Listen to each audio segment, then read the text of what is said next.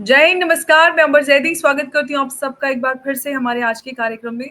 दोस्तों, भारत कौन सा 5th जेन फाइटर जेट लेगा, ये बहस काफ़ी लंबे अरसे से हम सुनते आ रहे हैं।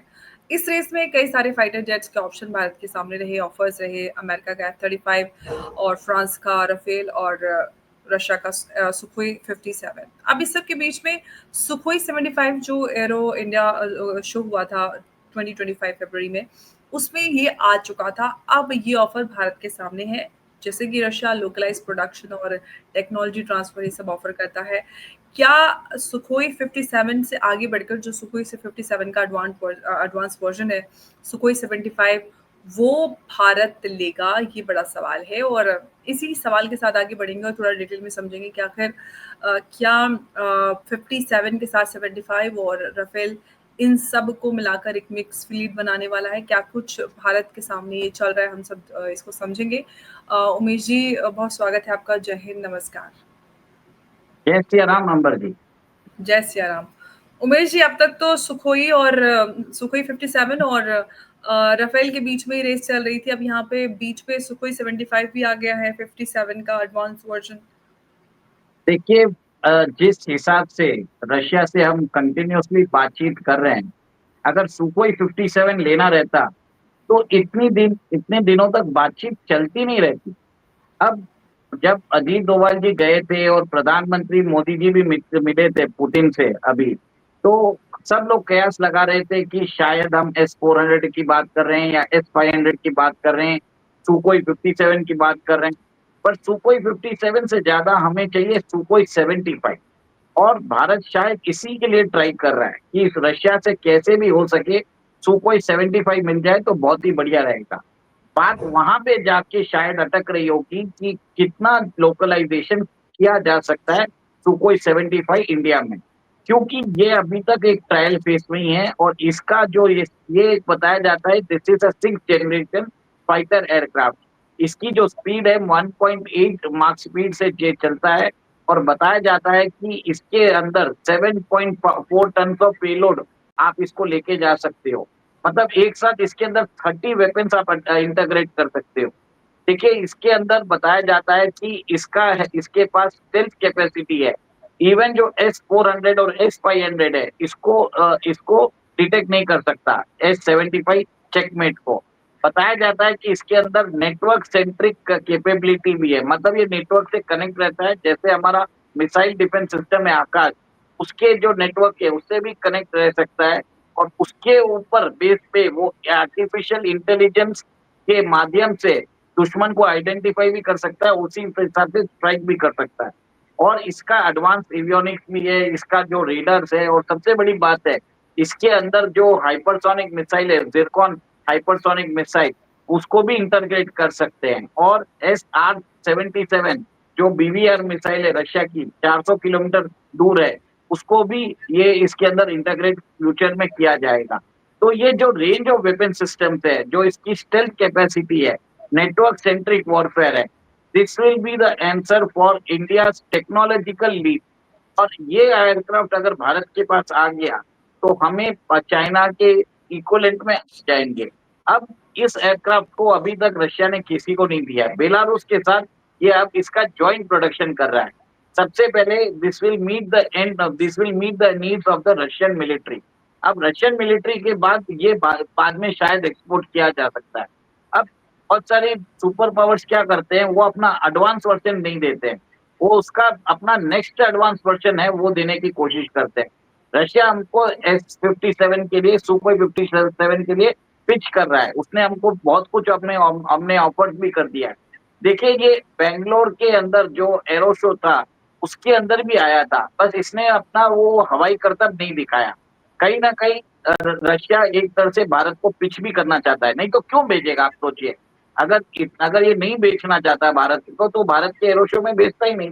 तो कहीं ना कहीं मुझे लग रहा है कि जब पुतिन आएंगे तो शायद बातचीत इसके ऊपर चल रही होगी कि और भारत कितना लेवल ऑफ लोकलाइजेशन चाहता है, उसके ऊपर शायद बात अटक रही है। तो देखने वाली बात है अंबर जी की क्या होने वाला है। हाँ, यही सबसे बड़ा सवाल है कि आखिर होने क्या वाला है। अब तक तो जो बहस थी वो राफेल और 57 के बीच में थी, अब सुखोई 75 भी आ गया है। तो क्या 57 के साथ 75 भी लिया जाएगा या सिर्फ़ सुखोई 57 छोड़कर 75 और राफेल को लेकर मिक्स फ्लीट इंडिया बनाएगा?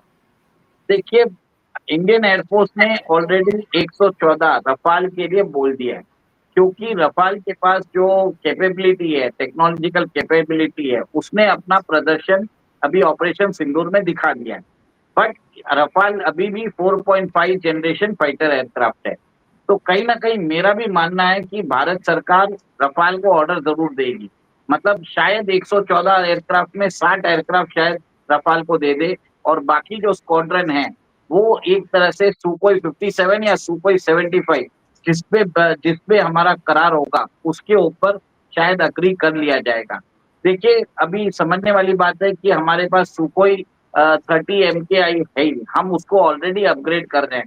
बताया जाता है कि जैसे ही उसको अपग्रेड किया जाएगा, इसके अंदर सारी कैपेबिलिटी आ जाएगी, जो एक तरह से अभी सुखोई 57 में है।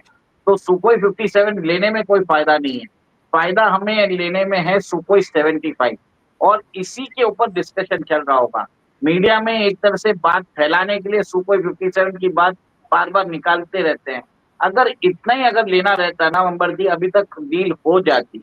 अगर मेरा मानना है और जिस हिसाब से अगर रिपोर्ट देखा जाए, तो सुखोई 75 भारत के एरो शो में भी आया था, स्टैटिक वर्ज़न भी दिया था। कहीं न कहीं उसकी जो टेक्निकल कैपेबिलिटी है, भारत के जितने भी एयरफोर्स वाले जो डिसीजन मेकिंग करते हैं, उन्होंने भी देखी होगी, उन्होंने भी इसको जाँचा, उपयोग किया होगा। तो ये सब चीज़ होता है, मेनफ्रेम देखने का रहता है, एवियोनिक्स कैसे रहता है, नेटवर्क सेंट्रिक वॉरफेयर कैसे रहेगा, क्या हमारे कम्युनिकेशन सिस्टम के साथ इंटीग्रेट होगा, क्या चीज़ हो सकती है, फ़ैमिलियराइज़ेशन के लिए भी लाया गया होगा फॉर स्पीडी डिसीजन मेकिंग। अब जो भी है मेरे हिसाब से ज़्यादा दूर नहीं है, दिसंबर तक मालूम पड़ जाएगा हमें हम कौन-सा लेने वाले हैं।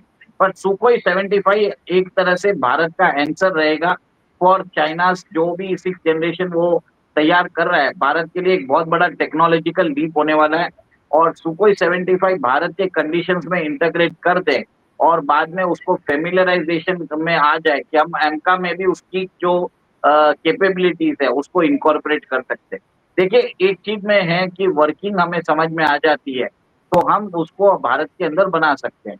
तो देखने वाली बात है, ये कैसे आने वाला है। हाँ, कैसे आने वाले हैं, लेकिन अगर सुखोई 75 और सुखोई 57 की बात करें तो दोनों में 57 का एडवांस वर्ज़न 75 है।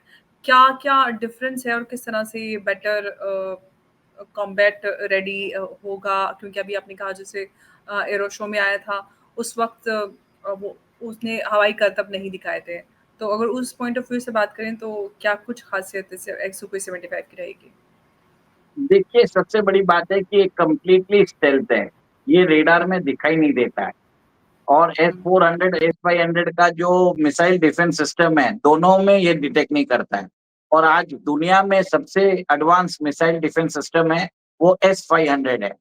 तो अगर वहाँ पे भी अगर उसको डिटेक्ट नहीं किया जा सकता, तो इसका मतलब आप सोच लीजिए कितना बेहतरीन एयरक्राफ्ट है। सेकंड इसके अंदर बताया जाता है कि आर्टिफिशियल इंटेलिजेंस मिशन सपोर्ट है।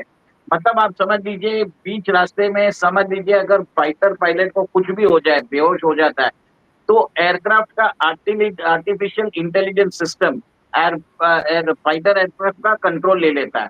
फिर वो अपने हिसाब से मैन्यूवरेबिलिटी भी कर सकता है। ये सबसे बड़ी खासियत है और थर्ड ये नेटवर्क सेंट्रिक वॉरफेयर होने से तो ये 2 बोलते हैं मैन्ड एंड अनमैन्ड एयरक्राफ्ट दोनों को संचालित कर सकता है एक साथ। तो कहीं न कहीं जो फैसिलिटी अभी चाइना के पास है, भारत के पास इमीडिएटली वो फैसिलिटी आ जाएगी और रशिया ने हमें एस-70 उनका जो अनमैन्ड कॉम्बैट एरियल व्हीकल है, वो भी ऑफ़र किया है। तो कहीं न कहीं आप ये देख सकते हैं कि एस-57 के साथ एस-70 नहीं, भारत शायद ट्राई कर रहा है एस-75 और एस-70 आने से, जिसके कारण भारत का जो फायर पावर है, वो बढ़ जाएगा और इससे क्लियरली ये बोलता हूँ ये एफ-35 से भी एक जनरेशनल लीप बड़ा वाला एक तरह से फाइटर एयरक्राफ्ट है और इसकी जो बताया जाता है इसके अंदर 30 मिसाइल्स मतलब 30 सिस्टम्स है, वेपन सिस्टम एक साथ कैरी कर सकता है। तो जिसके और इसका पेलोड देख लीजिए, 7.4 टन का पेलोड ये लेके जा सकता है। तो ये बहुत एक तरह से हवाई हमले के लिए this is one of the best things we can aim for. और आज की डेट में दुनिया का सबसे बड़ा बेहतरीन एयरक्राफ्ट है, और रूस ने अभी तक इसकी प्रदर्शनी नहीं की है। और अभी सिर्फ एक ही कंट्री के साथ वो उसकी टेक्नोलॉजी शेयर कर रहा है, वो बेलारूस के साथ, जिसके साथ वो जॉइंट प्रोडक्शन करने वाला है। शायद भारत एक तरह से ये लेना चाहता होगा और भारत के अंदर बनाना चाहता होगा, तो कहीं ना कहीं बातचीत शायद उधर अटक रही है। ओके, क्योंकि जो सुखोई 57 की बात करते हैं तो उसमें तो लोकलाइज़ प्रोडक्शन रशिया ने ऑफ़र किया है। अगर सुखोई 75 की बात करते हैं तो क्या उसमें लोकलाइज़ प्रोडक्शन और टेक्नोलॉजी ट्रांसफ़र इस सब को लेकर भी कुछ बात रहेगी इस पूरी डील में सबसे ऊपर? देखिए, सबसे बड़ी बड़ी बात है कि भारत के अंदर सिर्फ एक ही कंपनी है जिन्होंने सुखोई के साथ अर्लियर वर्ज़न भी बनाया है, वो है हिंदुस्तान एरोनॉटिक्स लिमिटेड। बट ये जो एयरक्राफ्ट है, ये 6th जनरेशन वॉरफेयर है, और 6th जनरेशन एयरक्राफ्ट के अंदर नेटवर्क सेंट्रिक एबिलिटीज़ होती है, और इसमें एआई इंटीग्रेशन होता है। आज की डेट में एचएएल के पास वो कैपेसिटी नहीं है कि इस टाइप का प्रोडक्शन फैसिलिटी वो हैंडल कर सके। प्राइवेट वाले, अगर टाटा एडवांस सिस्टम्स लिमिटेड हो या दूसरे कोई भी प्राइवेट वाले हैं, इनका अमेरिकन फर्म्स के साथ भी टाई अप है। तो हम उनके साथ, रशिया कभी नहीं चाहेगा कि वो सिर्फ उस प्राइवेट फर्म्स के साथ जाए जिसका ऑलरेडी लॉकहीड मार्टिन के साथ एक तरह से टाई अप है। तो बातचीत यहाँ पे अटक रही होगी। नहीं तो मेरे हिसाब से रशिया ने तो ऑफर कर ही दिया है कि हम आपको एक्सक्लूसिव लोकलाइज्ड प्रोडक्शन भी देने को तैयार हैं, सोर्स कोड भी देने के लिए तैयार हैं, 50% दाम है, हम आपको आईपी राइट्स भी देने को तैयार हैं। आप चाहे तो इसको वापस एक्सपोर्ट भी कर सकते हो। हम आपको सोर्स कोड भी दे देंगे, तो आप ब्रह्मोस जो भी आपको इंटीग्रेट करना है, आप सारे वेपन सिस्टम इंटीग्रेट कर सकते हो। सबसे बड़ा बात है कि भारत के अंदर कौन-सी कंपनी है, ये इसको प्रोड्यूस करेगी, वो सबसे बड़ा चैलेंज है। क्योंकि हिंदुस्तान एरोनॉटिक्स लिमिटेड के पास ये कैपेबिलिटी नहीं है आज। तो क्या कोई और नया बड़ा प्लेयर मैदान में आएगा या प्राइवेटाइज़ेशन कुछ इस तरह से हो तब कुछ प्राइवेट प्लेयर्स उतरें? देखिए, एक ही कंपनी है जो ऑलरेडी आ सकती है, ये मेरा व्यू है, वो है अदानी। अब अदानी एरोस्पेस जो है उसका ऑलरेडी टाई अप हो चुका है स्वीडन की कंपनी ग्रिपेन से। तो क्या वो स्वीडन से अपनी पार्टनरशिप तोड़ेगा और वो आएगा? ये सब स्पेकुलेशन की बात है। अभी इसके अंदर ऐसी बात है कि मीडिया के अंदर ये ज़्यादा आया नहीं है, पर बातचीत चालू हो गई है, व्हिस्पर्स चालू हो गए हैं। अब कौन लेके जाएगा हमें नहीं मालूम। पर कहीं न कहीं भारत, अगर ये एयरक्राफ्ट आ जाए, तो भारत की जो वायु क्षमता है, वो एक तरफ से बढ़ जाएगी, और हम एक तरह से, आप सोच लीजिए, इसके अंदर अगर ज़िरकॉन मिसाइल आ जाए, हाइपरसोनिक मिसाइल आ जाए, तो वो इसको भी, ज़िरकॉन जो हाइपरसोनिक मिसाइल है, उसको कोई भी मिसाइल डिफेंस सिस्टम इंटरसेप्ट नहीं कर सकता। और रशिया ने ऑलरेडी इसके अंदर अपना R-77 BB-RAM मिसाइल है, जिसकी मारक क्षमता 400 किलोमीटर्स है, एयर टू एयर मिसाइल है। जैसे अभी आपने देखा है कि ऑपरेशन सिंदूर में भारत ने चाइनीज PL-15E जो नहीं चली थी, उसकी रेंज थी 120 किलोमीटर, 150 किलोमीटर। जो रशिया की जो एयर टू एयर मिसाइल रहेगी, उसकी रेंज होगी 400 किलोमीटर। मतलब हम अपनी टेरिटरी में रह के पाकिस्तान के कोई भी हिस्से को एक तरह से तहस-नहस कर सकते हैं। तो ये हम कह सकते हैं कि जिस तरह से खतरा बढ़ता जा रहा है, उस सब के हिसाब से भारत तैयारियाँ कर रहा है क्योंकि हम ईस्टर्न फ्रंट की बात करते हैं भारत की, उस पे खतरा बढ़ रहा है। चाइना की बात करें, पाकिस्तान है, बांग्लादेश और कहीं न कहीं हमने देखा है कि अभी यूएस ट्रूप्स का डिप्लॉयमेंट बांग्लादेश में कई सारे बड़े खतरों को दावत दे रहा है। तो क्या भारत फ्यूचर कॉम्बैट की अगर हम बात करें, उसके लिए रेडीनेस ये नज़र आ रही है भारत की? देखिए, अभी हमें रेडीनेस की नहीं, हमें आवश्यकता ही है कि हमें लेना ही पड़ेगा। और कहीं न कहीं मैंने बोला मैक्सिमम 2-3 महीने की बात है। अभी सितंबर आ चुका है। दिसंबर तक मालूम पड़ जाएगा whether we are taking Sukhoi 57, either we are taking Sukhoi 75, या रफाल F4, या रफाल का advance version F5। We don't know right now. But अभी जो है जिस हिसाब से, क्योंकि इंडियन एयरफोर्स भी मल्टीपल ऑप्शंस एक तरह से एक्सप्लोर कर रही है। अब ऐसा है कि इंडियन एयरफोर्स ने भले ही राफाल को चुना है, ज़रूरी नहीं है कि डिफेंस एक्विजिशन काउंसिल वो पूरी बात मान ले। अगर कोई बेहतर डील हमें रशिया से मिल जाए तो हम शायद इसका जो 114 एयरक्राफ्ट है उसको स्प्लिट भी कर सकते हैं। और आगे हमें ये भी देखना है कि देखिए अभी तो हमें 4.5 जनरेशन रफाल जेट्स मिल रहे हैं। आगे जाके हमें क्या F5 जो उनका 5th जनरेशन फाइटर एयरक्राफ्ट है वो मिलेगा, रफाल हमें वो देगा, वो भी देखने की बात है। वो दसॉल्ट एविएशन से बात करने की बात है। तो ये सब चीजें प्रोसेस में है। और भारत भी शायद सुकोई 57 की बना लेगा फैसिलिटी, पर क्या रशिया सुकोई 75 की अपग्रेड हमें देगा आगे फ्यूचर में, वो भी बात करने वाली बात है, क्योंकि 5th के साथ 6th भी देखिए, देना अभी कुछ पड़ेगा। दिन पहले जो रशियन डेलीगेट्स आए थे जो नासिक फैसिलिटी को विजिट करने के लिए, वो क्या इसी से जुड़ा हुआ कुछ है या वो डिफरेंट उस एंगल से हम देखें? देखिए, बहुत सारी चीजें बताई एक जाती है, एक्चुअल उसका एक इम्प्लीमेंटेशन कुछ और होता है। और मेरा ये मानना है अगर सुकोई 57 के ऊपर डील करनी होती तो हम इतनी बातें नहीं करते। मेरा ये स्पेक्यूलेशन है कि मेरा ये विचार है कि शायद इंडिया SU-75 के लिए भी बातचीत कर रहा होगा कि डील अगर कुछ अच्छी मिल जाए, हम 5th के बदले directly 6th generation fighter aircraft ले लें और रशिया की सारी टेक्नोलॉजी इधर लाके इंडिया में कस्टमाइज कर लें और हमारा जो एंका प्रोग्राम है इसको इसके अंदर इंटीग्रेट कर लें। देखिए, कुछ भी हो सकता है, we don't know how things will go up. Okay, आज इंडिया खुद का एंका प्रोग्राम परस्यू कर रहा है, फ्रेंच के रफाल जेट्स भी ले रहा है, वो 4.5 जनरेशन है। F5 की बात कर रहा है, जो रफाल से नेक्स्ट जनरेशन वाला भी बात हो रही है। और फिर हम रशिया से भी बात कर रहे हैं कि सुकोई 57 के साथ क्या उनको सुकोई 75 देगा। कौन सी जो नेशन हमें पूरा सपोर्ट करेगा हमारे खुद के टेक्नोलॉजिकल डेवलपमेंट में, हम शायद उसके साथ जाने वाले हैं। तो एक तरह से इस सब चीजों में टाइम लगता है, इंट्रिकेसीज होती है, वेपन सिस्टम होता है, इलेक्ट्रॉनिक वॉरफेयर सूट होता है, एआई का इंटीग्रेशन है, नेटवर्क सेंट्रिक वॉरफेयर की बात है, मैन और अनमैन जो कॉम्बैट सिस्टम्स है उसको भी साथ में रखना पड़ता है। मतलब आपके फाइटर प्लेन के साथ ड्रोन भी उड़ेंगे, तो ड्रोन से उसको कैसे उसको कंट्रोल करना है, वो सारे कम्युनिकेशन सिस्टम। फिर आपका फाइटर जेट जो है वो आपके मिसाइल डिफेंस सिस्टम के साथ भी कम्युनिकेट करना चाहिए। बाई चांस बीच रास्ते में अगर कुछ हो जाए आपके फाइटर पायलट को, तो एयरक्राफ्ट खुद ही एक तरह से दिमाग बन जाए, वो खुद ही एक तरह से मैन्यूवर करके स्ट्राइक कर सके। तो बहुत सारी बातें होती है। तो भारत सरकार शायद अब एक तरह से फ्यूचरिस्टिक होके सोच रहा है, जो भी प्रोग्राम रहेगा it will address all the challenges of Indian air force at one go. इसके लिए शायद ये बात हो सकती है। अंबर जी, मुझे तो यही लग रहा है। तो कहीं न कहीं मतलब ये समझा जाए कि जो वो गैप है उसको इस तरह से फिल अप किया जाएगा, क्योंकि हम जानते हैं कि चाइना के पास 6th जनरेशन की बात हो रही है और चाइना पाकिस्तान को देता है।